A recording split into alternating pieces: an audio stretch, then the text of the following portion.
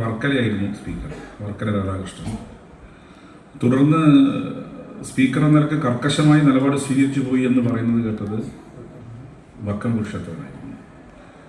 അപ്പോൾ നിങ്ങൾക്കറിയാം, ഒരു പരിമിതികൾ എനിക്കുണ്ടല്ലോ. അങ്ങനെ ഒരു കർക്കശക്കാരനായി പോകാൻ സാധിക്കുന്ന സാഹചര്യം എന്നെ കൊണ്ട് പറ്റുന്നതല്ല. കാരണം താരതമ്യേന വളരെ ജൂനിയറാണ് ഞാൻ. സ്പീക്കർ പദവി മഹത്വരമായ പദവിയാണ്, വലിയ പദവിയാണ്. പക്ഷെ താരതമ്യേന ജൂനിയറായിരിക്കുന്ന ഒരാൾക്ക് വക്കത്തെ പോലെ കർക്കശക്കാരനായി പോകാൻ സാധിക്കും തോന്നുന്നില്ല. സഭയുടെ പ്രത്യേകത, ഞാൻ കണ്ട പ്രത്യേകത, ഞാൻ ജനിക്കുന്നതിനേക്കാൾ മുമ്പ് സഭയിലുണ്ടായവർ എൻ്റെ കൂടെ സഭയിലുണ്ട് എന്നുള്ളതാണ്. അതിലൊന്ന് ഉമ്മൻചാണ്ടി സാറായിരുന്നു. അദ്ദേഹം അതിനുശേഷമാണ്, ഞാൻ സ്പീക്കർ അതിനുശേഷമാണ് അദ്ദേഹം നമ്മളെ വിട്ട് പിരിഞ്ഞത്.